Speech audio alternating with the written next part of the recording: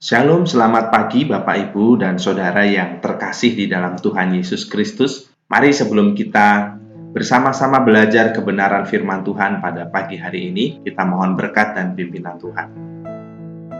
Bapa kami yang di surga, mengucap syukur atas segala kebaikan dan kemurahan-Mu, mengucap syukur untuk hari baru yang boleh Tuhan berikan bagi kami pada hari ini, mengucap syukur untuk kekuatan, kesehatan, berkat yang boleh kami nikmati. Mari ya Bapa, sebelum kami menikmati aktivitas hidup kami pada hari ini, kami rindu Tuhan memberkati kami dengan kebenaran-Mu.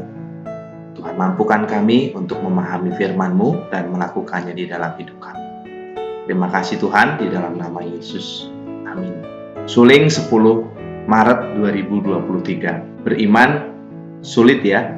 Bacaan Alkitab, Kisah Para Rasul pasal 5 ayat 12 sampai 16. Dan juga orang banyak dari kota-kota di sekitar Yerusalem datang berduyun-duyun, serta membawa orang-orang yang sakit dan orang-orang yang diganggu roh jahat, dan mereka semua disembuhkan. Kisah Para Rasul pasal 5 ayat 16. Ibu saya seorang yang sederhana, tapi beriman teguh. Dulu kalau saya sakit, apalagi bila belum sembuh juga, ibu akan mengajak saya berdoa secara sederhana. Lalu setelah amin, akan menatap saya dengan mata yang yakin berkata, pasti sembuh. Saya iri kepada ibu saya. Mengapa? Kalau membaca kisah para rasul, para murid Yesus hebat dan beriman besar. Banyak mujizat yang Allah perbuat lewat mereka. Bahkan kehidupan mereka sendiri tampak mengalami banyak pertolongan Tuhan yang ajaib. Namun kalau diteliti lagi, tidak hanya para rasul yang beriman hebat dan mengalami kejadian dahsyat. Orang awam yang percaya nama Yesus juga. Bacalah kisah di atas. Kalau ditarik ke masa sekarang, bagaimana? Apakah rasa percaya yang begitu besar bisa ditemukan dan menyebabkan sesuatu terjadi? Bahkan bagi saya pun sulit.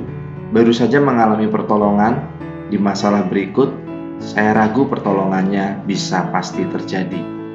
Tuhan selama ini mencukupkan, tapi tiap kali rasanya dompet mulai tipis, gelisah, dan bingung. Padahal pengalaman-pengalaman dicukupkan kemarin itu nyata. Itulah keiri hatian saya kepada orang awam di kisah Alkitab tersebut dan kepada ibu saya. Kemarin ketika anak bungsu saya sakit sebelum kunjung baik, padahal sudah beberapa hari berjalan, saya sangat susah percaya. Apalagi akan ada acara sangat penting dalam hitungan hari di sekolahnya yang ia tunggu 3 tahun lamanya, yaitu piknik bersama. Saya mengajaknya berdoa, menirukan ibu saya, tapi tidak bisa menatap anak saya dan berkata yakin, jangan khawatir, kamu akan sembuh. Justru saya bilang kepada anak saya untuk menyiapkan hati bila sampai harinya ia harus tidak ikut acara karena masih sakit. Astaga, mungkin tidak keliru juga, tapi bagaimana ya? Betapa itu mencerminkan demikian kecilnya iman saya. Betapa susah beriman. Jadi bagaimana cara beriman? Saya coba baca ulang nas tadi. Tidak ada tips atau langkah-langkah yang tersurat atau tersirat. Hanya dikatakan percaya. Ya, tidak ada cara lain kecuali percaya. Percaya berarti percaya. Berfokus pada pribadi itu dan mempercayakan. Mungkin tidak usah memikirkan hal-hal lain, maka saya mulai berdoa, mengakui iman saya yang kecil, mengungkapkan harapan saya pada Yesus agar bisa beriman besar. Paginya, ketika perjalanan ke pasar, mendekati rumah, tiba-tiba saya mengingat acara piknik sekolah anak saya. Lalu, saya merasa saya bisa mencium bau bis dan bisa merasakan semangat naik ke dalam bis itu. Tiba-tiba saya yakin, pada hari itu nanti anak saya bisa berpiknik dengan teman-teman sekolahnya. Saya pulang dengan gembira. Saya ceritakan pada anak saya dan bilang, kamu akan sembuh dan piknik.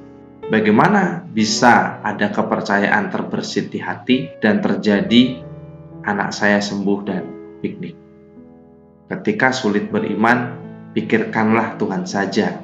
Jangan hal dan kemungkinan lainnya.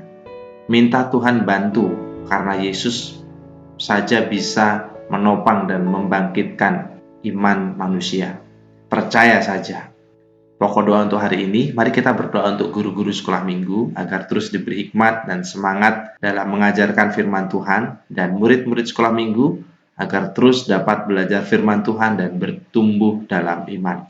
Demikianlah renungan pada pagi hari ini. Kiranya Tuhan Yesus memberkati aktivitas kita sepanjang hari. Amin.